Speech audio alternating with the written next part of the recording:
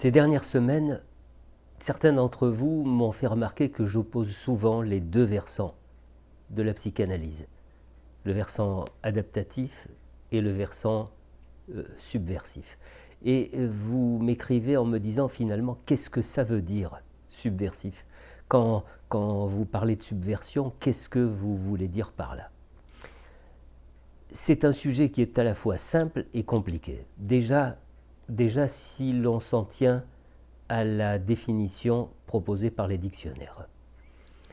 La subversion, elle est présentée comme ce qui sape les institutions et les valeurs établies, les actions, les stratégies qui visent à renverser l'ordre établi ou en tout cas à le contester, à contester ses lois, ses principes, etc. Bref, ce qu'on entend, c'est l'idée d'un bouleversement, l'idée d'une contestation, et pour aller encore plus loin, beaucoup plus loin, l'idée d'un renversement, presque d'une révolution.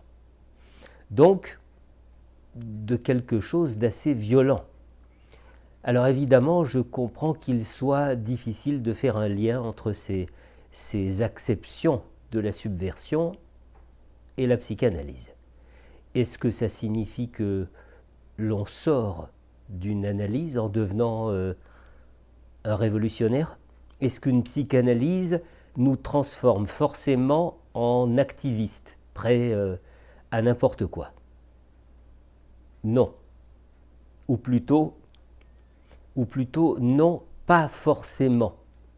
Parce que je dirais que ça dépend beaucoup du pays, ça dépend beaucoup du régime politique dans lequel nous vivons. Une révolution intérieure peut très bien conduire à une révolution extérieure dans un régime totalitaire. Bon, ceci dit, pour comprendre en quoi consiste le fameux versant subversif de la psychanalyse, il faut comprendre, je crois, ce qui se joue dans le cabinet d'un psychanalyste. Ce lieu, c'est un lieu d'évolution, c'est un lieu de maturation de l'individu. La plupart du temps, le psychanalyste accueille un enfant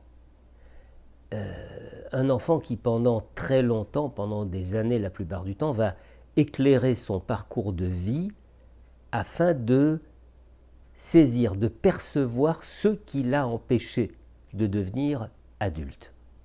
Alors, j'ai dit évolution, maturation, on peut dire que c'est aussi un lieu de révolution, dans le sens où certaines révélations, certaines prises de conscience qui se font jour au cours d'une analyse peuvent tout à fait nous conduire à remettre en question des pans entiers de notre vie. Bon, est-ce que pour autant le psychanalyste est seul à agir dans ce sens? Non.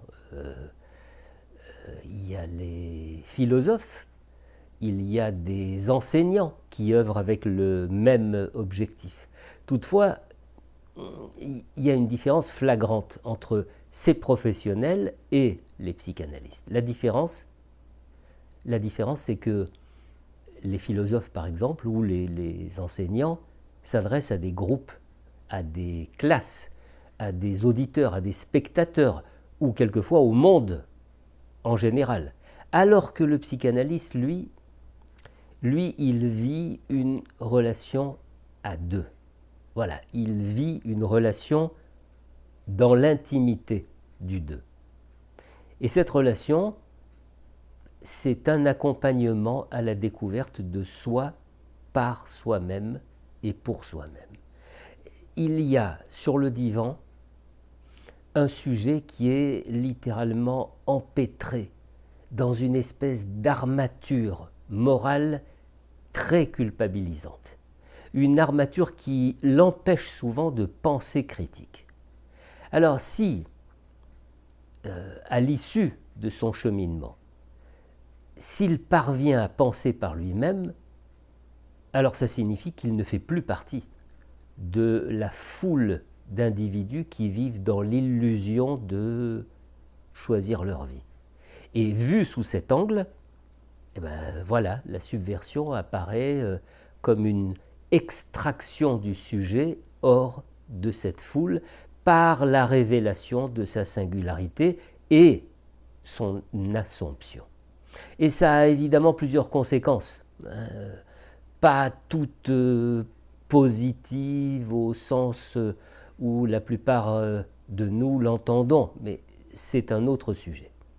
Et puis il y a aussi autre chose qui nous est livrée à propos de la subversion grâce à l'étymologie. C'est tout de même incontournable, hein, l'étymologie. C'est peut-être même le plus important, le retour aux sources. Dans le mot subversion, il y a le préfixe sub, qui signifie au-dessous. Et donc il existerait une parole, une pensée, une version de la vie, hein, presque, qui se trouverait au-dessous de celle qui se montre à nous en plein jour. Et donc la subversion nous invite à aller au-delà de ce qui nous apparaît en plein jour, au-delà de ce qui nous apparaît avec évidence. C'est-à-dire qu'elle nous invite à entendre une autre version de la vie, une autre version de la parole que nous prononçons, des actes que nous posons, des choix que nous faisons, des raisons qui nous guident finalement à chaque instant. Donc dans ce sens, oui, évidemment, la psychanalyse est subversive, parce qu'elle nous donne à voir et à entendre autre chose que ce qui habite au premier plan de notre conscience à chaque instant. Ce qui est subversif, c'est de tendre le micro à notre inconscient et d'écouter ce que notre conscient ne nous dit pas. Après, ma foi, que cette subversion-là conduise à quelque chose de plus vaste, comme par exemple une révolution intérieure, je veux dire, hein, cela me semble presque évident à partir du moment où des croyances sont ébranlées, à partir du moment où des illusions chutent, bref, à partir du moment où de l'inconscient devenant conscient, eh bien cette matière provoque inévitablement un bouleversement intérieur qui nous apporte, je dirais, une lucidité sur le degré de notre aliénation. Vous savez, il y a dans l'ouvrage de Lucien Israël, L'hystérique, le sexe et le médecin, cette idée que j'aime à rappeler régulièrement, c'est qu'à l'issue d'une analyse, nous devrions au moins être conscients du fait que nous n'avons pas forcément l'obligation de servir les intérêts de ceux qui ont besoin de main-d'œuvre, de consommateurs et de chair à canon. Ce qui nous ramène également à la Boétie et à son discours sur la servitude volontaire. Alors oui, la psychanalyse est une révélation de la servitude volontaire. Et par cette révélation même, c'est un frein au conditionnement des masses. Et puis, on pourrait dire aussi que dans l'idée de subversion, il y a presque l'idée d'une création du sujet, mais pas d'une création ex nihilo, hein. C'est un travail à partir de la matière première que nous sommes quand nous entrons en analyse.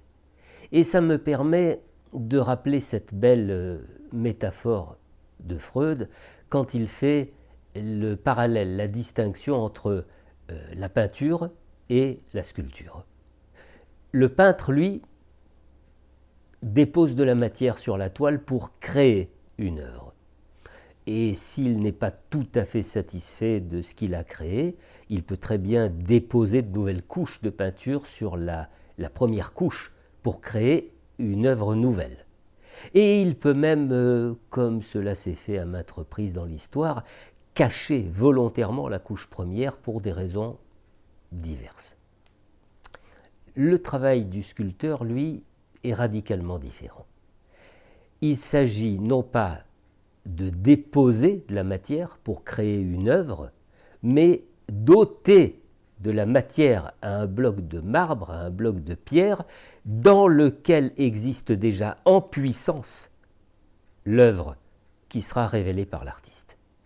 Eh bien, c'est ça, une analyse, c'est la découverte d'un sujet par le fait d'enlever de la matière qui cache un sujet finalement en attente d'exister. Ce qu'on appelle processus de subjectivation, c'est ce processus qui permet d'être soi, c'est celui qui permet à un sujet de se dissocier de sa place de patient, de son identité même de patient. Vous ne pouvez pas calquer quoi que ce soit sur un patient, parce que sa psyché est toujours en mouvement, comme celle de n'importe quel individu. Vous ne savez pas ce que ce mouvement s'apprête à créer, et vous n'avez évidemment pas à influer sur cette œuvre qui est en gestation. C'est pour ça que l'analyste ne doit rien attendre. Il ne doit rien espérer à propos de son patient. D'ailleurs, qu'est-ce que ça signifierait, le bien du patient? Qu'est-ce que ça voudrait dire? Qui peut bien savoir ce qui serait bien pour lui? Alors pas de jugement, pas de normes. Pour qui se prendrait d'ailleurs celui qui croit savoir ce qui est bien pour tel ou tel? Et en disant ça, j'ai l'impression de boucler, de revenir à la métaphore du peintre et du sculpteur. C'est-à-dire, la psychanalyse n'apporte rien, elle enlève, elle révèle. C'est pour cette raison que l'idée, parfois, d'évaluer, qui est une idée propre aux sociétés néolibérales, cette idée n'a strictement rien à faire avec la psychanalyse. Comment voudriez-vous évaluer quelque chose qui n'a rien à voir avec une norme quelconque? Évaluer, c'est quoi? C'est partir d'une référence, c'est partir d'un étalon, d'un modèle. Or, en analyse, il n'y a pas de référence, il n'y a pas d'étalon. Il y a l'effet d'un être désirant. Point. C'est-à-dire d'un être qui, à un moment donné, rencontre son désir. Et le désir peut prendre 1001 visages. C'est idiot de vouloir enfermer le désir. C'est idiot de vouloir le définir, de prétendre en faire un portrait robot auquel il faudrait se référer. Parce que si tel est le cas, alors il s'agit ni plus ni moins de conditionnement, et je dirais presque d'annexion. Évaluer, c'est nier la singularité, c'est la tuer. Et il en va très précisément de même concernant l'enseignement de la psychanalyse. Toute entreprise qui viserait à normaliser cet enseignement étoufferait obligatoirement son versant subversif. Ça réduirait la chose à un ensemble de données, finalement, qu'il suffirait d'incorporer pour savoir ce qu'il en est de l'analyse.